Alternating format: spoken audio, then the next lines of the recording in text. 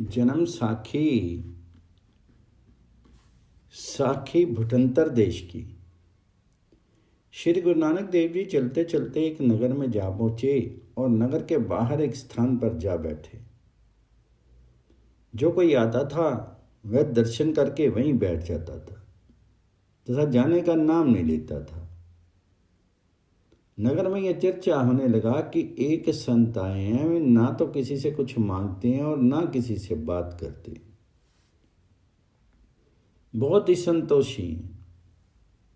ये बातें उस नगर के राजा ने भी सुनी। राजा ने बहुत ही अच्छी अच्छी वस्तु लेकर के गुरु जी के आगे रख दी और नमस्कार किया। उस देश की मर्यादा थी, राजा वहाँ का घास खोदा करता था तथा राजे के कपड़े झटके थे। गुरु जी ने कहा, हे राजन, तुम ये सभी वस्तु उठा कर ले जाओ और ईश्वर अर्पण गरीबों में बांट दो।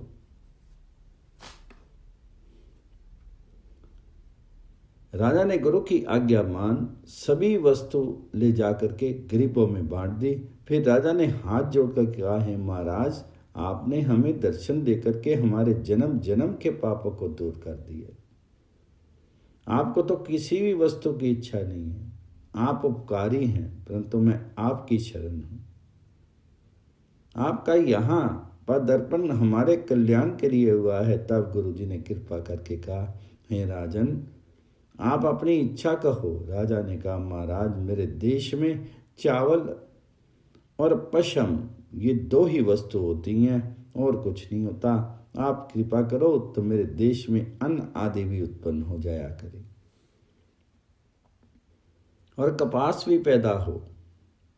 फिर राजा अपनी प्रजा के सहित गुरु जी का सेवक बन गया। गुरु जी ने कृपा करके कहा, हे राजन, तेरे देश में सभी प्रकार की वस्तु होंगी। गुरु जी की कृपा वाक्यों करके उस देश में सभी वस्तु होने लगी। फिर गुरु जी ने राजा तथा उसकी प्रजा को उत्तम उपदेश दिया। अब गुरु जी वहाँ से चलने को तैयार हुए। तब सभी लोग उदास हो गए। सब ने कहा, हे महाराज, आपके आने से सभी प्रकार का आनंद हो रहा है, कृपया यहाँ भी निवास करो। तब गुरु जी ने फरमाया, हे राजन, तेरे देश में अनेक प्रकार के खनिज पदार्थ उत्पन्न होंगे। हमने उस परमात्मा से तुझे बहुत सा ऐश्वर्य ले दिया। कपास, चांदी, स्वर्ण आदि सभी वस्तु होंगी, परम आनंद रहेगा, परंतु हमारे उपदेश के अनुसार सदैव चलते रहना। जब उसी प्रकार लोग उदास देखें तो गुरु जी ने कहा, हे राजन, तुम्हारे प्रकार और संसारी भी हमें चाहते हैं और हम सारे संसार के लिए हैं। इस प्रकार सबको पवित्र उपदेश में प्रसन्न करके जगत के स्वामी गुरु नानक देव जी ने वहाँ से प्रस्थान किया। बोलो बाबा नानक देव जी की जय। जन्म साखी में साखी समुद्र के ग्राम बहाने की।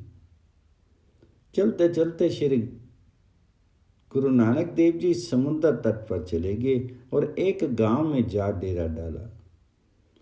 वहां की जनता ने गुरु जी का अपार सत्कार किया तथा वहां 6 मास हो गए।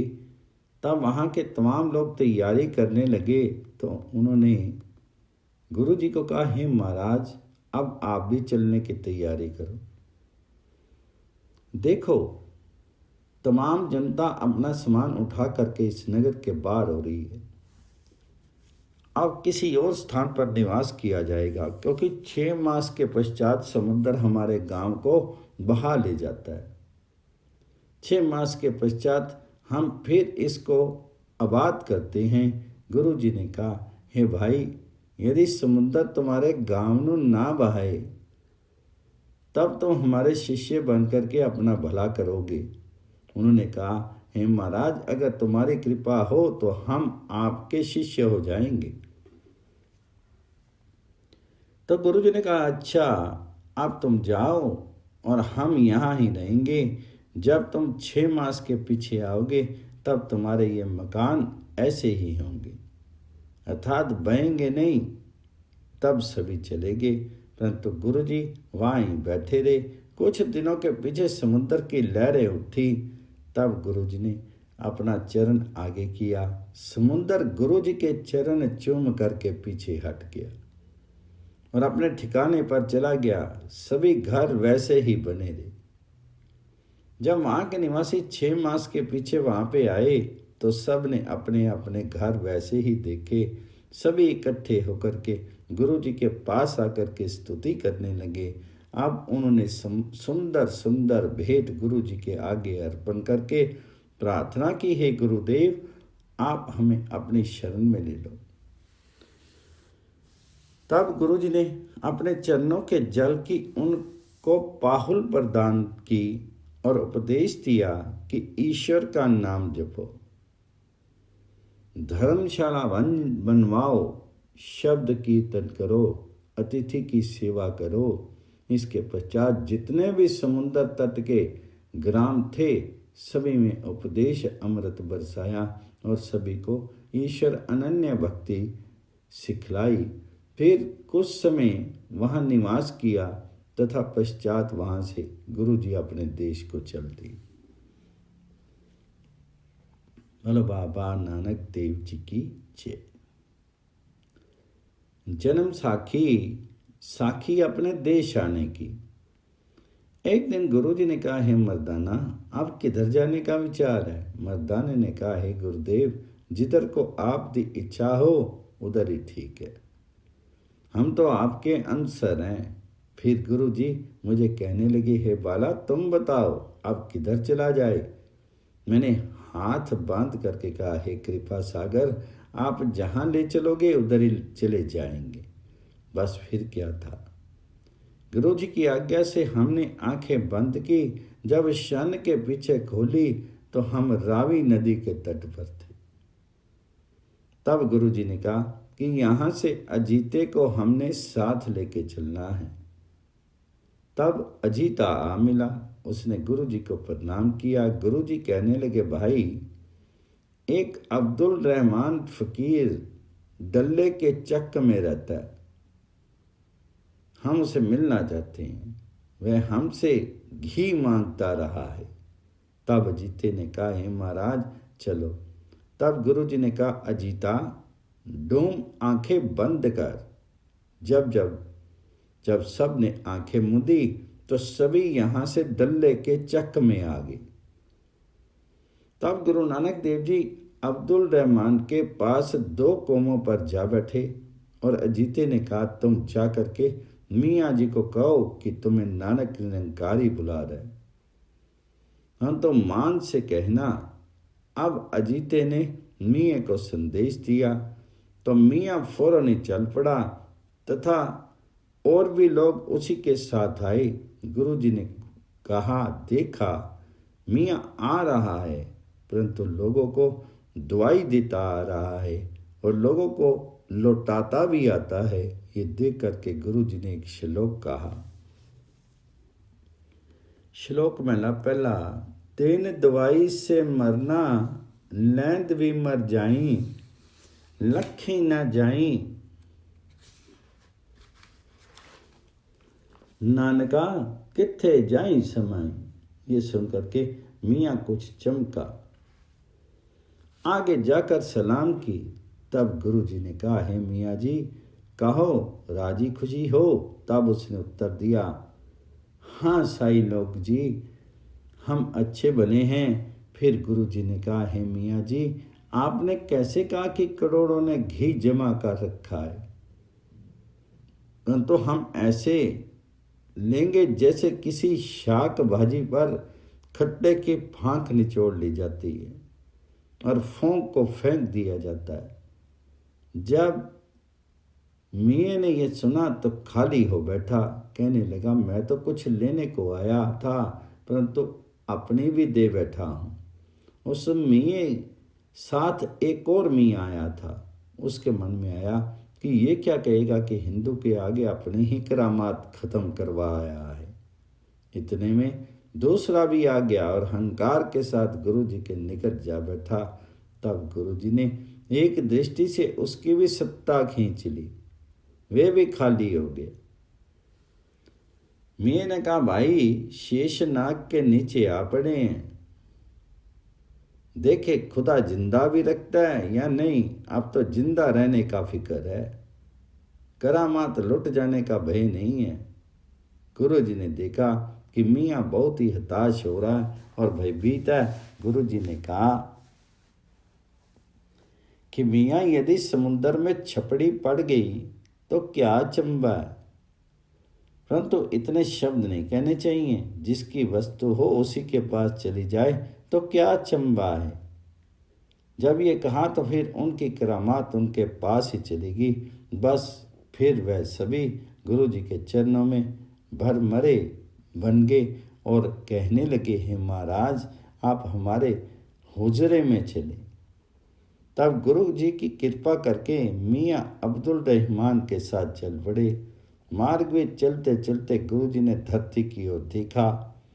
वहाँ सन की मोहरें बन गई और गुरु जी ने कहा, मियाँ जी, हम रास्ता भूल गए हैं, मार्ग तो दाएं हाथ रह गया है। मियाँ ने कहा, अच्छा, अब आप दाएं ही चले चलो। रास्ते में मियाँ ने देखा कि मन भर की दीमें पड़ी हैं। आखिर गुरु जी हजूरे में जा बैठे। मियाँ ने गुरु जी की अपार सेवा की। गुरु जी ने कहा, हे मियाँ जी, आप हुजरे में अब तक किस मर्यादा से निवास करते हो। तो मियाँ ने कहा, हे गुरु जी, मैं तो 6 महीने के पश्चात हुजरे में से बाहर आता हूँ, तो फिर 1 लोटा पानी और 1 सेर भर जौ लेकर के हुजरे के भीतर चला जाता हूँ। तब गुरु जी ने कहा, हे अजीते, आज से हम भी 1 मुट्ठी भर बालू ही खाया करेंगे। जब ये सुना तो मियाँ ने गुरु जी को प्रणाम किया और कहा, हे गुरु जी, आपने हम लोगों पर अपार कृपा की है। हम लोग आगे से आपके सेवक बन गए हैं और हम अपने अहोभाग्य मानते हैं। हम भूले हुए थे, आप हमें क्षमा करो। गुरु जी ने कहा, है मियाँ जी, आगे से तुमको बख्शीश दान मिल गया है और तुमने पूर्ण गुरु को प्राप्त कर लिया है। तुम्हारा जन्म सफल हो गया है। फिर मियाँ ने गदगद होकर के गुरु जी के चरणों का बोसा लिया। गुरु जी ने उस पर अपार प्रसन्न होकर के उसे अपनी शरण में लेकर के उसको पाप मुक्त करके फिर वहाँ से प्रस्थान किया। बोलो बाबा नानक देव जी की जय। जन्म साखी मर्दाने के साथ। गुरु जी महाराज हम दोनों को साथ लेकर के चलते चलते एक नगर में पहुंचे। तब मर्दाने ने कहा, हे गुरुदेव, यदि आप आज्ञा दें तो मैं इस धरती में जाकर के कुछ खाने के लिए ले आऊं। गुरु जी ने कहा, हे भाई मर्दाना, जैसे तेरे मन में आवे वैसा कर। अब मर्दाना नगर ना चला गया। उन लोगों ने मर्दाने ने रस्त कच्चा भोजन मांगा। अब लोगों ने भोजन का सामान तो दे दिया, परंतु सबको कह दिया इसको अग्नि और जल ना दिया जाए। मर्दाने ने जिससे आग पानी मांगा उसी ने इनकार कर दिया। मर्दाना उदास होकर के गुरु जी के पास आ बैठा। अंतर्यामी गुरु जी ने कहा, है मर्दाना, इस स्थान से पत्थर उठाओ। जब मर्दाने ने पत्थर उठाया तो उसके नीचे से अत्यंत सुंदर तालाब निकल आया जिसमें निर्मल जल भरा हुआ देखा गया। फिर आज्ञा दी, हे मर्दाना, तो इस तालाब में रोटी बना करके छोड़ता जा और बाकी दाल चावल आदि के ये सभी किसी वस्त्र में बांध करके इस पानी में डाल दे और ईश्वर का स्मरण कर। तब मर्दाने ने गुरु जी की आज्ञा का पालन करते हुए सभी कुछ पानी ਵਿੱਚ डाल दिया और ईश्वर का स्मरण भी किया। परंतु मर्दाना उदास होकर के कहने लगा, है महाराज, ये सारा अनाज हमारा तो व्यर्थ हो गया। तब गुरु जी ने कहा, हे मर्दाना, तो परमेश्वर से प्रार्थना कर और कहो कि हे ईश्वर, यदि हमारा अन्न निकल आए तो हम आपके नाम 1 रोटी दान करेंगे। जब मर्दाने ने गुरु जी की आज्ञा मान करके वैसे ही प्रार्थना की तो तभी तमाम रोटियां और दाल चावल पके पकाए बाहर आ गए। तब गुरु जी ने कहा, हे मर्दाना, इसी प्रकार जो ईश्वर के निमित्त कुछ देकर प्रार्थी होता है, उस पर डूबा हुआ धन भी उसे प्राप्त हो जाता है। तब मर्दाना श्री गुरु जी के चरणों पर गिर करके प्रणाम करने लगा। अब ये चर्चा सारे नगर में होने लगी कि ये तो फकीर कोई महान शक्तिमान है। हमने तो आग पानी नहीं दिया था, परंतु उसने तालाब निकाल ली है और उसी के द्वारा अन्न भी तैयार करवा ली है। ये तो कोई महापुरुष है।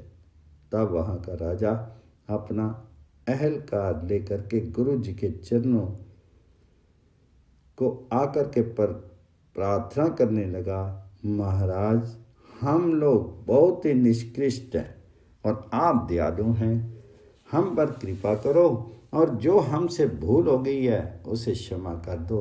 तब गुरु जी ने कहा, वासुदेव सर्वतरमयी उन न कतु ठाई, अंदर बार संग नानक कई दुआई। अर्थात परमात्मा वासुदेव परमात्मा सर्वव्यापक है, कोई स्थान उससे रिक्त नहीं है। वह सदैव अंग संग है, उस अंतर्यामी से कोई भी बात छुपी नहीं है।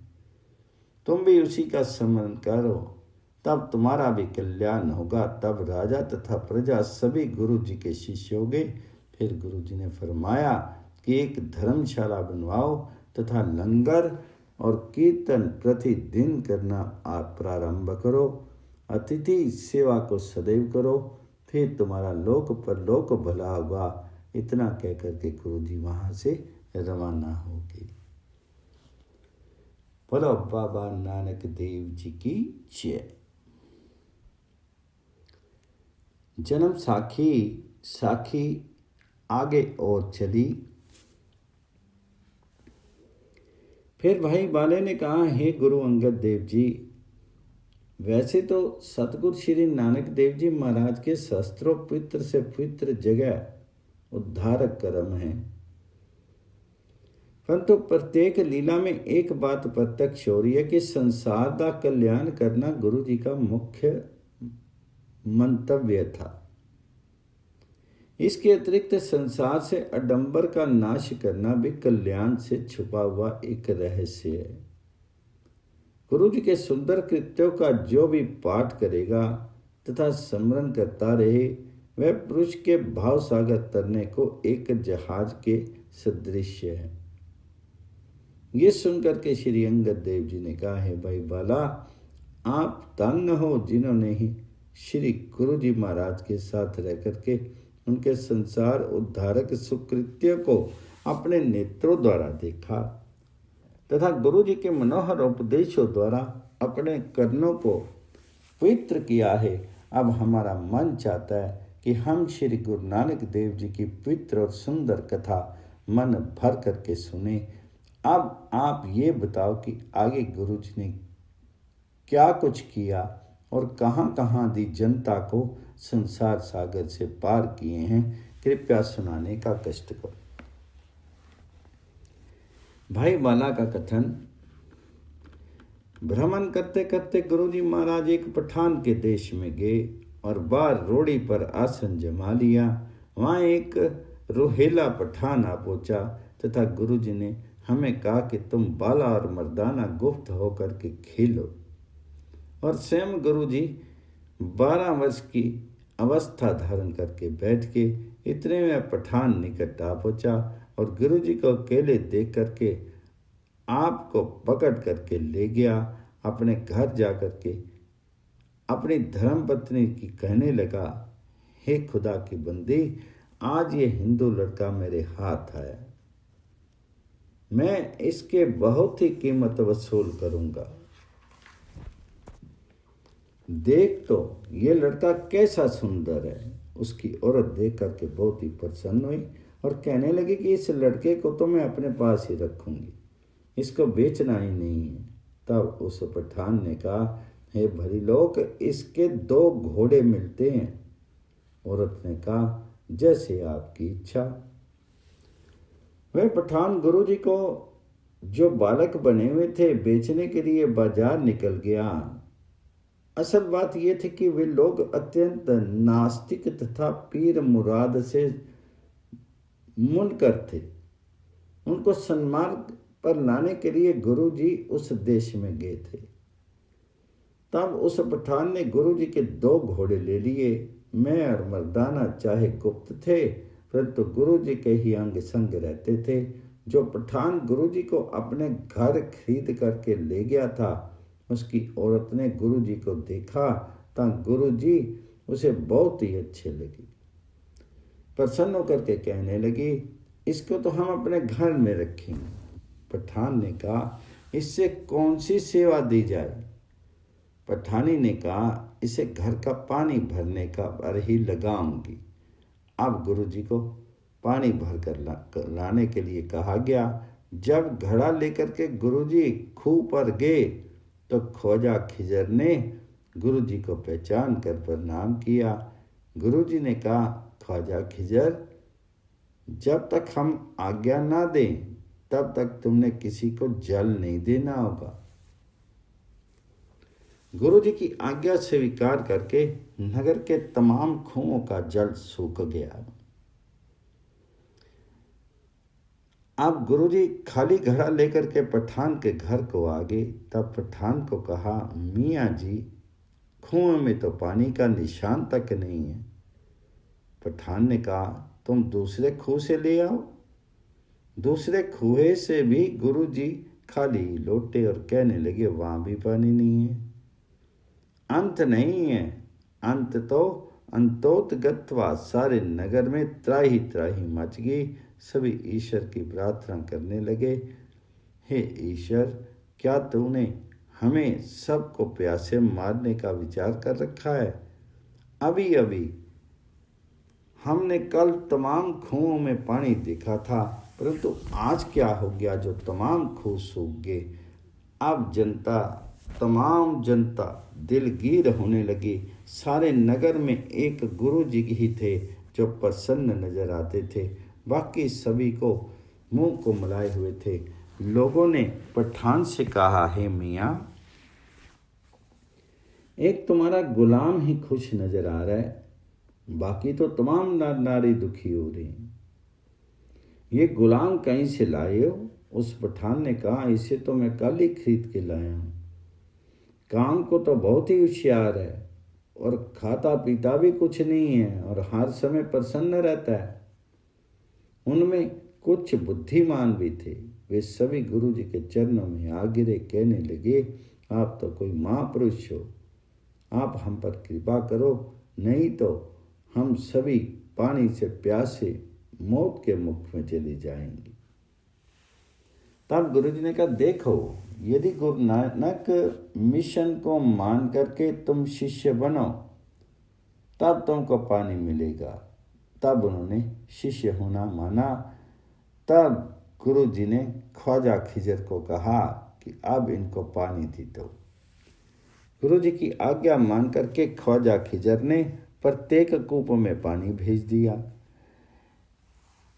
तब गुरुजी ने अपने को भी प्रकट किया और तमाम प्रदेश गुरुजी का सेवक हो गया। गुरुजी ने उनको उत्तम उपदेश से कृतार्थ किया और अनेक धर्मशालाएं बनवाई। सभी लोग रात्रि को कीर्तन करने लगे और वाणी का पाठ कंठ करने लगे। फिर गुरुजी ने कहा, देखो, जैसे हमको पकड़ा है ऐस किसी को नहीं पकड़ना, अपितु प्रत्येक की सेवा करना। अब गुरुजी से उस पठान ने क्षमा मांगी। तब गुरुजी ने कहा, हे मित्र, जितनी कीमत में तुमने हमें खरीदा है उससे अधिक तुमको मिल जाए तब हम तुमको छोड़कर जाएंगे। उस पठान ने बहुत अनुनय विनय की और कहा, हे महाराज, जो कुछ भी हमारा है तथा जो कुछ भी मेरे देशवासियों का है सभी आपका। आप हमें क्षमा करें, जहाँ भी आपकी इच्छा हो आप जा सकते हो, आपको कोई भी प्रतिबंध नहीं है। तो गुरुजी ने कुछ सोच करके कहा, अच्छा वह जो सामने टीला है वहां जाकर के एक पत्थर को उखाड़ लो। संकेत किए हुए टीले से जब पत्थर उखाड़ा गया तो नीचे उसके हीरे लालों का भरा हुआ धन कोष दिखा। गुरुजी ने कहा, जितना धन चाहो यहां से ले लो तथा अब हमें जाने दो। सभी ने चरण वंदना की और गुरुजी फिर उस रोड़ी स्थान पर जा बैठे। एक बार वही रोहिला जो पहले गुरुजी को पकड़ करके ले गया था फिर आया। उसने गुरुजी को बाल अवस्था में देखा तो फिर पकड़ के ले गया। घर में जब पठान ने देखा तो पहचान करके बोली, ये तो वही लड़का है, मैं तो इसे अपने घर में ही रखूंगी। अब उस पठान ने सोचा कि मेरी औरत तो इस पर ही आसक्त हो रही है। दूसरे रोज वह पठान गुरुजी को साथ लेकर के किसी दूसरे नगर में चला गया और गुरुजी के बेच करके कुछ घोड़े ले आया। जिसने गुरुजी ने खरीदा था वह आपको अपने घर में ले गया और घर पर सभी काम गुरुजी को सौंप दिया। गुरुजी ने दूसरे दिन उस नगर का अन्न, पानी और अग्नि तीनों वस्तुएं बंद कर दी। तब सभी नर नारी हैरान हो गए। सभी परमात्मा से प्रार्थना करने लगे, हे खुदा, ये क्या कहर नाजल हुआ है जो सभी कुछ हमारा रुक गया है। अब सभी लोग इकट्ठे होकर के अपने पीर मुर्शद बनाने लगे। सभी ने बहुत ही जोर लगाया परंतु कुछ भी नहीं बना। तब गुरुजी ने अपने पठान से कहा, यदि तुम गुरु नानक धर्म को स्वीकार करो तो सभी वस्तु तुमको प्राप्त हो जाएंगी। यदि तुम अपने ही पीर फकीर बनाते रहे तो तुमको कुछ भी मिलने का नहीं। उस पठान ने लोगों को बुला करके कहा कि मैं तो गुलाम कल खरीद करके लाया हूं, वह कहता है कि गुरु के शिष्य बनो, तब ये खुदा का कहर दूर होगा, नहीं तो कभी भी नहीं होगा। तो लोगों ने कहा, भाई मरता क्या नहीं करता, चलो इस गुलाम की बात ही मान करके देख लो। वे सभी गुरु जी के शिष्य हो गए। गुरु जी ने अपने पवित्र पांव धो करके चरणामृत पिलाया, तब सभी पदार्थ उनको भली प्रकार प्राप्त हो गए। तब सभी ने गुरु जी की अपार स्तुति की। गुरु जी ने उनको सत्य, दया, अतिथि सत्कार, साधु संत सेवा, धर्मशाला का बनाना, सबसे प्रेम आदि पवित्र उपदेश किया। पहली प्रकार उस पठान को पत्थर के नीचे से अपार धन दिलाया। उस मुगल ने हाथ जोड़ करके प्रणाम किया और कहा, हे महाराज, अब आप पर कोई भी प्रतिबंध नहीं है। हे महाराज, मैं आपको किस मुख से कहूँ कि आप चले जाइए, जाना और रहना ये तो आपकी इच्छा पर है। तो गुरु जी ने कहा, हे भाई, ये माया सब तेरी है, तू इसको संभाल ले, हम तो अब जाएंगे। तब गुरु जी उन पठानों को प्रसन्न करके फिर उसी रोड़ी के ऊपर जा बैठे। दूसरे दिन वही रुहेल फिर वहां आया। उसने फिर गुरु जी को जो बालक बने बैठे थे फिर ले गया और किसी और नगर में आपको बेच आया। जो ले गया उसकी औरत गुरु जी को अत्यंत चाहने लगी। जो गुरु जी को खरीद करके ले गया था उसने गुरु जी को कहा, हे लड़के, तो हमारे दुम्बे चराने जाया करके। गुरु ने कहा, हे मालक, मुझ में एक ऐब है कि मैं जिस दुम्बे को छड़ी लगा दूं वह दुम्बा मर जाता है, इसीलिए मेरे माँ बाप ने मुझे घर से निकाला हुआ है। अगर तुम्हें विश्वास नहीं हो तो तुम मेरी परीक्षा ले करके देख लो। तो पठान ने कहा, अच्छा, इस दुम्बे को छड़ी लगाओ। जब गुरुजी ने उसे छड़ी लगाई तब वह दुम्बा उसी क्षण मर गया। अब उस पठान ने कहा, लड़के, अब इस दुम्बे को जीवित करके दिखा, फिर मैं तुमको और कोई काम दे दूंगा।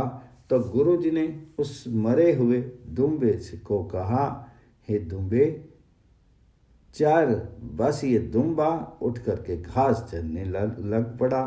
फिर उस मुगल ने कहा, हे लड़के, आज से तुम मेरे बाग की हिफाजत किया कर। तब गुरुजी ने कहा, हे मुगल, मेरे जाने से तुम्हारा बाग सूख जाएगा। परंतु मुगल नहीं माना। वह गुरुजी को साथ लेकर के बाग में गया। तब उसी क्षण सारा बाग सूख गया। तब मुगल ने कहा, है लड़के, तो बाग से बाहर आ जा। जब गुरुजी बाहर निकले तो उसी क्षण बाग पहले की भांति सबज हो गया। परंतु गुरुजी को पार माया ने पठान की बुद्धि नाश कर रखी थी। उसने अभी एक भी गुरु को नहीं पहचाना। फिर उस मुगल ने कहा, हे बालक, तुम मेरे दाने पीसने का काम करो। गुरुजी ने कहा, मुझे तो स्वीकार है, परंतु आटा कहाँ से प्राप्त करोगे, क्योंकि जन्म से लेकर के आज तक मेरा पेट नहीं भरा है। मेरा आहार 100 मन धनिक है। उस पठान ने कहा, इस कोटा में 100 मन कनक है, उसे तुम पीसो, फिर मैं देखूंगा कि आटा किधर चला जाता है। फिर दूसरे नौकरों से कहा, तुम इस लड़के को गंदम निकाल कर दे दो। अब तो गत्ता सभी कनक चक्की में डाली गई। गुरुजी ने हाथ भी नहीं लगाया, परंतु चक्की चलती रही और 1 तोला भी आटा नहीं निकला। जब इस दृश्य मुगलानी ने देखा तो उसने शोर मचाना शुरू कर दिया, हे बालक, ये लड़का तुम कहाँ से ले आए? इसने तो हमारा घर तबाह कर दिया। पठानों का शोर सुन करके लोग इकट्ठे हो गए। इतने में वह पठान भी आ गया। जब उसने ये कौतुक देखा तो हैरान होकर के कहने लगा कि लड़का कोई औलिया था, पैगंबर है। अब वे सभी गुरु के पांव पर गिर कर कहने लगे, हे महाराज, हमें क्षमा कर दो और आज से तुम स्वतंत्र होकर के जिधर आपकी इच्छा हो जा सकते हो। गुरु जी ने कहा, है भाई, जितने रुपए तुम्हारे खर्च हुए हैं उससे दूने जब तुम्हें मिलेंगे तब हम जाएंगे। गुरु जी लक्ष्मी देते थे, परंतु मुगल नहीं लेता था। फिर गुरु जी ने अपनी रोटी विचों एक लाल निकाल कर दिया और कहा कि यदि तुम्हें इस लाल का मूल्य कम मिले तो ये लाल मेरे पास लौटा ले आना। लाल लेकर के वह मुगल एक जोरी के पास गया और जोरी ने कहा, भाई, इसकी कीमत तो मेरे पास नहीं है, अपितु जितने रुपए तुमको दरकार हो सो ले जा सकते हो। अब वह मुगल लाल लेकर के गुरु जी के पास आकर के कहने लगा, हे महाराज, ये लाल आप ही ले लो, तब मुझे प्रसन्नता होगी। तब गुरु जी ने कहा, हे भाई, आप लोगों को बेच करके पेट पूजा करते थे, जिससे तुम्हें नरक भोगना पड़ता था, परंतु अब तो उस परमात्मा की तुम पर कृपा होगी तथा तुमको लाल देकर के कुकर्म से बचा लिया। बस फिर क्या था, वह मुगल गुरु जी के चरणों में गिर गया और गुरु जी का शिष्य हो गया। देखा देखी बहुत से मुगल गुरु जी के शिष्य बन गए और सभी वाह गुरु नाम स्मरण करने लगे। गुरु जी ने उनको दिव्य उपदेश दिया तथा कहा कि किसी जीव को ना पकड़ो और ना ही बेचो, अतिथि की सेवा करो, दीनों पर दया करो, परमात्मा को सर्वव्यापक जान करके पाप से बचो, धर्मशाला बनवाओ, कीर्तन लंगर नित्य प्रति लगा रहना चाहिए, सत्य बोलो, पर स्त्री को माता जानो, पर घर को माटी मानो और अपने समान सब प्राणी जान करके सभी से प्रेम करो। दशमांश दान देना मनुष्य का कर्तव्य है। इस प्रकार परम उत्तम उपदेश दे करके गुरु जी वहाँ से रवाना हुए। उनका कल्याण करके जगत के स्वामी गुरु जी फिर उसी रोड़ी पर जा करके अपना आसन बिछा करके बैठ गए। बोलो बाबा नानक देव जी की जय।